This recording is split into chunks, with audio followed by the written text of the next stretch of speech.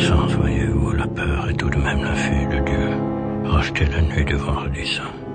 Elle n'est pas belle à voir, non. Tantôt rayée, tantôt maudite, renoncée par tous. Et cependant, ne vous y trompez pas, elle est au chevet de chaque agonie, elle intercède pour l'homme.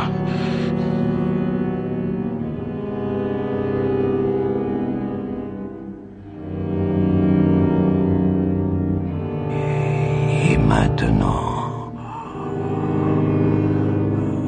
cette nuit,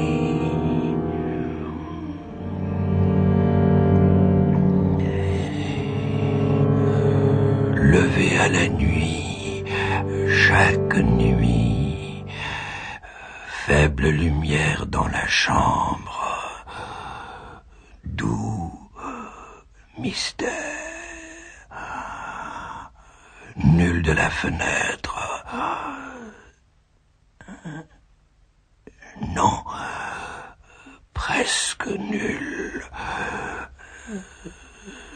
ça n'existe pas, nul. Moi, je marchais sur les genoux avec les mains, je pouvais pas marcher, que j'avais les tendons coupés.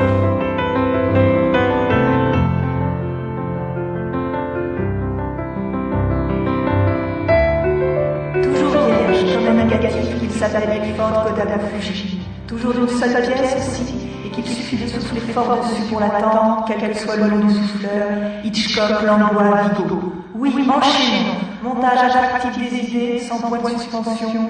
Nous ne sommes pas dans un roman policier de Céline. Celui-là, laissons-lui la littérature et la bien vérité de souffrir et de remplir bouquin après bouquin dans le régiment du langage. Nous, avec le cinéma, c'est autre chose. Et d'abord la vie, ce qui n'est pas nouveau mais difficile de parler. On ne peut guère que la vivre et la mourir. Mais la parler, eh bien il y a les livres, oui. Mais le cinéma, nous n'avons pas de livres. Nous n'avons que la musique et la peinture. Et cela aussi, c'est bien, se vit, mais ne se parle pas tellement. Alors le cinéma, vous comprenez peut-être un peu maintenant pourquoi on dit. Parce que la vie, c'est le sujet, avec le scope et la couleur qu'on attribue, si on a les idées larges. La vie, je devrais dire un début de vie, un peu comme l'histoire des parallèles de Euclide, c'est un début de géométrie. Il y a eu d'autres vies, et il y en aura, suffit de penser aux lys qui se brisent, aux lions qu'on chasse avec des arcs, au silence d'un hôtel dans le nord de la Suède. Mais la vie des autres déconcerte toujours. À plus forte raison donc la vie toute seule, que j'aurais bien vu monter en épingle pour faire admirer, ou réduire à ses éléments fondamentaux, pour intéresser les élèves, les habitants de la Terre en général et les spectateurs de films en particulier. Bref, la vie toute seule, que j'aurais bien vu revenir prisonnière grâce à des panoramiques sur la nature, des plans fixes sur la mort, des images courtes et longues, des sons forts et faibles, des acteurs, des actrices libres ou esclaves, que sais-je.